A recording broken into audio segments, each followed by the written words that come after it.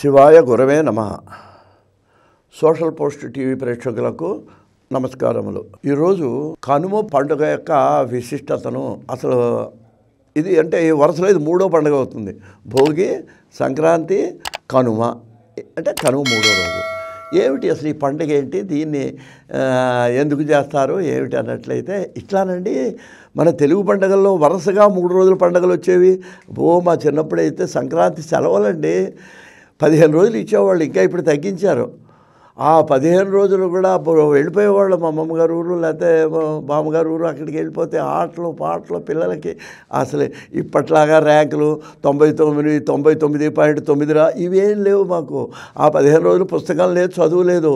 ఆ సంక్రాంతి పండుగ ఆటలు పాటలు, చిన్నపిల్లలు పెద్దవాళ్ళు ఎంతో సంతోషాన్ని అనుభవించేవాళ్ళు వాళ్ళు ఆ రోజులు. అందుకే అందరూ హాయిగా హ్యాపీగా. మాకు 40-50 ఏళ్ళు వచ్చే వరకు నాకు ఇప్పటికీ మళ్ళీ కళ్ళజోడు లేదండి. అవసరం లేకుండానే జీవితం గడిచిపోతున్నది.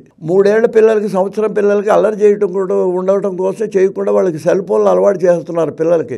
వాళ్ళకి చూసి 5 ఏళ్ళు వచ్చేటికి కళ్ళజోళ్ళు వస్తున్నాయి. పిల్లల్ని పెంచడానికి వాళ్ళ అల్లరి భరించడానికి కూడా మనకు ఓపిక లేకుండా క్షమించాలి అలా అన్నందుకు. అలా తయారైపోతున్నామండి మనం.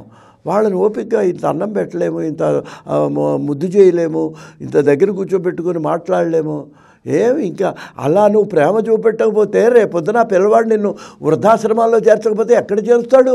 నువ్వు చిన్నప్పటి నుంచి మా అమ్మ మా నాన్న అని ప్రేమ ఉంటే వాడికి కూడా పెద్ద అయిన తర్వాత అబ్బో నన్ను చిన్నప్పుడు ఇట్లా పెంచుతున్న వాడు నీ జీవితాన్ని కథల కింద చెప్పుకోవాలి. తల్లిదండ్రులు గమనించాలి. ఉద్యోగాలు చేస్తే చేయొచ్చు, చేయొచ్చు. ఏదైనా ఖాళీ టైంలో నీ చిన్నపిల్లలకి నువ్వు ప్రేమ పంచి పెడితేనే వాళ్ళు మళ్ళీ పెద్ద అయిన తర్వాత నీకు ఆ ప్రేమను రిటర్న్ గిఫ్ట్. ఏదో సూత్రం కూడా ఉందండి అది సైన్స్లో. ఎంత వేగంగా బందిగోడ కడితే అంత వేగంగా మళ్ళీ తిరిగి వెనక్కి వస్తుంది. సరే, ఈ కనుమ గురించి చెప్దాం. ఈ కనుమలోకి వచ్చిన తర్వాత దీన్ని ఒక విధంగా చెప్పాలంటే ఇది పశువుల పండగ అండి.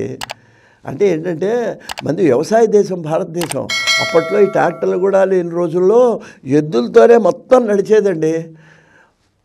పొలం దున్నాలంటే ఎద్దులు, బండి కట్టాలంటే ఎద్దులు, ఒంటెద్దు బళ్ళు, 2 ఎద్దు బళ్ళు, ఆఖరికి రైల్వే స్టేషన్ కడితే 15 మైళ్ళ దూరం. ఇప్పట్లాగా బస్సులు లేవు. ఈ బండి గూడు బళ్ళని ఉండేవండి. ఆ గూడు బళ్ళల్లో పరుపులాగా గడ్డేసి ఒక దుప్పటికి పైన వేస్తే మెత్తగా ఉండేది. ఏదైనా స్టేషన్ ఉంటే ఆ స్టేషన్కి 2 ఏళ్ల బండి మీదనే వెళ్ళి, ఇప్పుడు మనం కారుల్లో ఎలా పెడుతున్నామో అప్పుడు ఎద్దుల బండుల మీదనే రవాణా సౌకర్యం. వస్తువులు తేవాలన్నా బండి మీదనే. బస్తాలు వేసుకెళ్ళాలంటే 10 బళ్ళు బస్తా పండించామంటే ధాన్యం బండి మీద ఇంటికి చేరవేయాలి. కాబట్టి అటువంటి పశువులకు చాలా ప్రాధాన్యం ఉన్న దేశం మన భారతదేశం. అందుకనే ఏం చేస్తారు, ఈ కనుమ నాడు ఆ పశువులన్నిటికీ చక్కగా అలంకారం చేసి, కొమ్ములకు రంగులేసి, మెళ్ళో గంటలు కట్టి, చక్కగా దానికి కావాల్సిన తిండంతా పెట్టి, మెళ్ళో దండేసి పశువులకు పూజ చేస్తారండి. అంటే మన సాంప్రదాయం చూడండి, భారతదేశంలో నవ్వుతారు మిగిలిన వాళ్ళు. మనిషిని సన్మానిస్తారు, పశువుకు సన్మానం ఏంటి? అదే మన భారతీయ సంస్కృతి. ఎట్లా మనం తింటున్నాం ఆ పశువులను కూడా. ఎందుకని సంవత్సరం అది కష్టపడి మనకు సేవ చేస్తున్నది. సంవత్సరానికి ఒకసారైనా దాన్ని మనం గుర్తించొద్దా దాని కష్టాన్ని? అందుకని పశువుల పండగ ఈ కనుమ పండగ. కార్మికుల పండగ ఈ కనుమ పండగ. మీరు ఒకటి గుర్తుపెట్టుకోండి, ఏ కార్మికుడు కూడా కనుమ నాడు పనిలోకి రాడండి. నువ్వు ఎంత డబ్బు ఇచ్చినా నేను రానండి, ఇవాళ రానండి, కావాలంటే రేపు వస్తానంటాడు. ఎందుకనంటే వాళ్ళకి ఆ రోజు విశ్రాంతి. మిగిలిన శాకాహారులు కూడా కనుమనాడు గారెలు వండుకొని తింటారు. సరే, మాంసాహారులు ఇంకా వాళ్ళ ఇష్టం అండి. ఏవో పదార్థాలు అవన్నీ నాకు తెలియదు, ఏవో వండుకొని చాలా ఆనందంగా తింటారు వాళ్ళు. ముఖ్యంగా శాకాహారులు మాత్రం గారెలు, కనుమనాడు గారెలు వండుకొని తింటారండి. అదొక స్పెషాలిటీ అనమాట, ఆ గారెలు వండుకొని తింటాం. ఈ విధంగా ఈ కనుమ పండుగ ఎందుకనంటే చాలా ఉత్సాహంగా పశువుల పండుగ వీళ్ళకి ఆ గంగిరెద్దు వాళ్ళని వస్తే వాళ్ళకు సత్కారం చేయటం, ఆ గంగిరెద్దు మీద బొంతలు వేయటం, చీరలు వేయటం, మన పాత చీరలు, వాళ్ళ ఆనందం అదే. అవన్నీ కూడా సంవత్సరం కట్టుకుంటాడు వాటిని. పంట చేతికి వచ్చినప్పుడు అండి ఇంకొక విషయం మీకు మనవి చేస్తాం.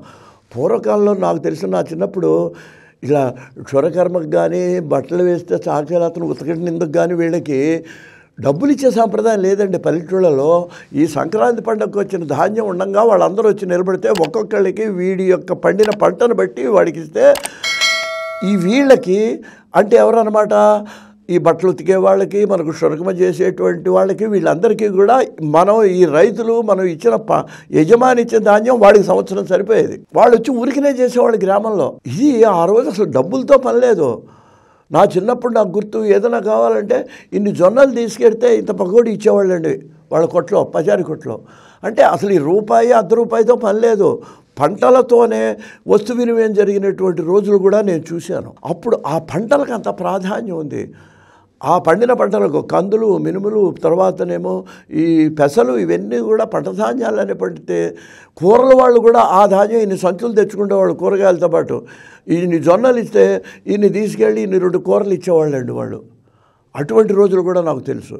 కాబట్టి ఇవన్నీ కూడా అంత వైభవంగా ఒకప్పుడు జరిగింది. ఇవాళ మరి ఎలా జరుగుతున్నదో మీ అందరికీ తెలిసిందే. కాబట్టి కనీసం గత వైభవాన్ని మనం గుర్తించి మన పిల్లలకు తెలిసే విధంగా మన పండగల గురించి కనుక మన పిల్లలకు కొంతలో కాకపోతే కొంత తెలియచేసినట్లయితే మన భారతీయ సంస్కృతి ముందు తరాల వారికి అందుతుంది అని మనవి చేస్తూ స్వస్తి.